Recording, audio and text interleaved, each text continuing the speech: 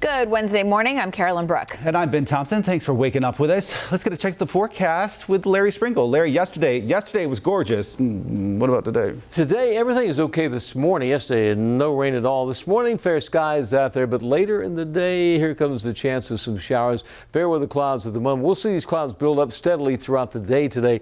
Here it is, hour by hour, 10 a.m., 77 degrees. Right in the middle of the afternoon, there's a chance of scattered showers and storms that could continue right into the evening with temperatures in the mid-70s right around 8 o'clock tonight. And that's the way your forecast looks today. Carolyn? Larry, thanks. Turning to your 5 big stories of the day in your morning rush. CMPD set to address some pretty serious issues impacting the Queen City.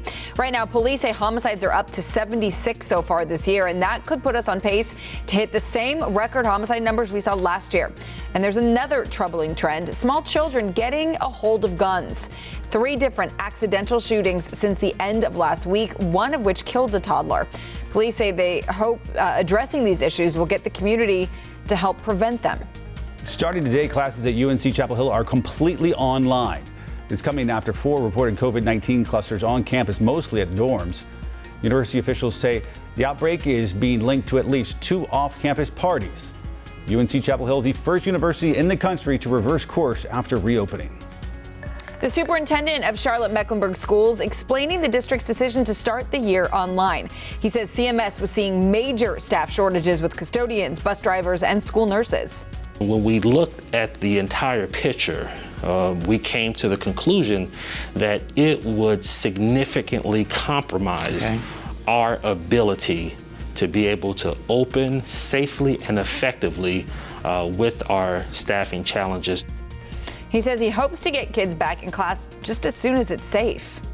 The Thanksgiving Day Parade here in Charlotte is going virtual. Local leaders say the Novant Health Thanksgiving Day Parade will be completely online. Organizers say they cannot risk public safety because of the pandemic. I'm Tracy Potts. Joe Biden has now been officially nominated as the party's choice. Looking ahead to tonight, some momentum building with big names. President Obama is speaking. Senator Kamala Harris will introduce herself to the party and accept her nomination. And we're starting to see some numbers on how many people are watching. 19 million the first night, which is down a quarter from 4 years ago, but Democrats say a lot more are streaming online. And as Tracy looks ahead in the DNC, let's recap real quick what happened during night 2. If you missed it, the Democratic Party officially has their nominee, former Vice President Joe Biden, nominated in a very unconventional way, in a first of its kind convention, really. Right here, Jacqueline Brittany, she was the first person to announce his nomination. She's a security guard from New York who befriended Biden by screaming and going viral, let me tell you, by blurting out "I love you" to him in an elevator. And now another woman is going viral from the convention last night, Charlotte delegate Kazi Watkins. During the roll call, she had this to say. So let me just be plain. Black people, especially black women, are the backbone of this party. And if we don't show up, Democrats don't get elected.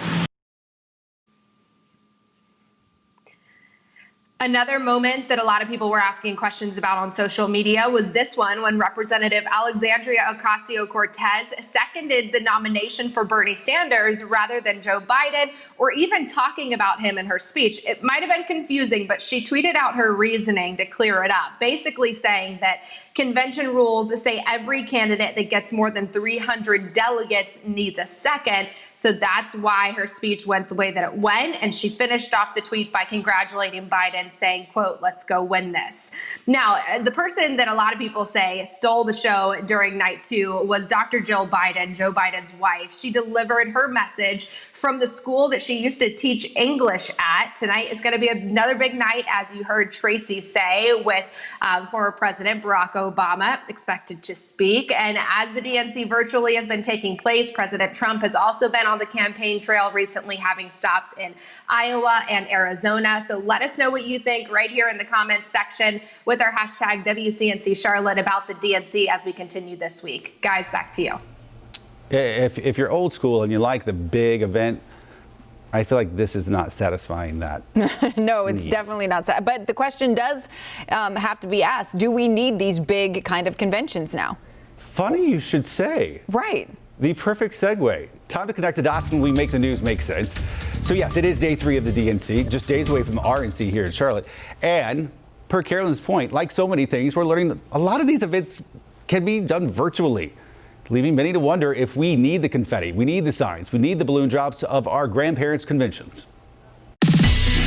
They're a proud part of American political history. But are political conventions just an outdated thing of the past? Let's connect the dots. Every 4 years, Democrats and Republicans host these big parties to officially nominate their presidential candidate. Back in the day, it was super suspenseful. There was wheeling and dealing, backroom bargaining.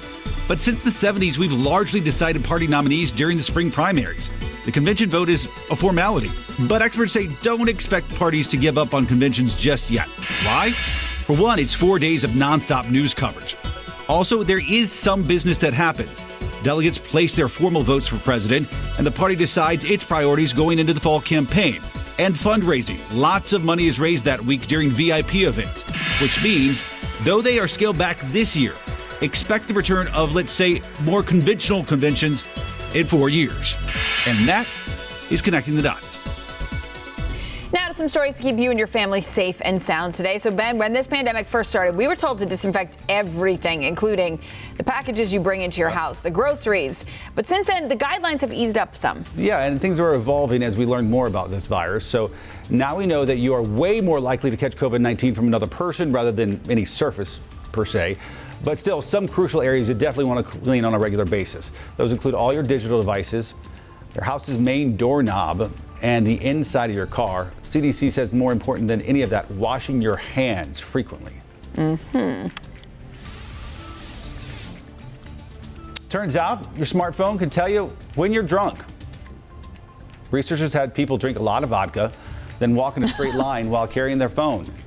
Did we really need a research study for this? Hey, this could be helpful. Seriously, 90% of the time, the phone could tell there was something off about their owner's walking pattern. They say someday your phone could actually have an intoxication tracker to go with a step counter, heart monitor, that sort of thing. Well, that could be helpful, though. Makes sense, yeah. You can't live without these things. I bet your phone, to this point of the story, I bet it can already figure that out. The phone knows too much. It knows all. It knows all. Well, make sure you watch us every single morning starting at 4:30 a.m. You can do it on your phone as well for Wake Up Charlotte. Have a good day. Hello. Yeah.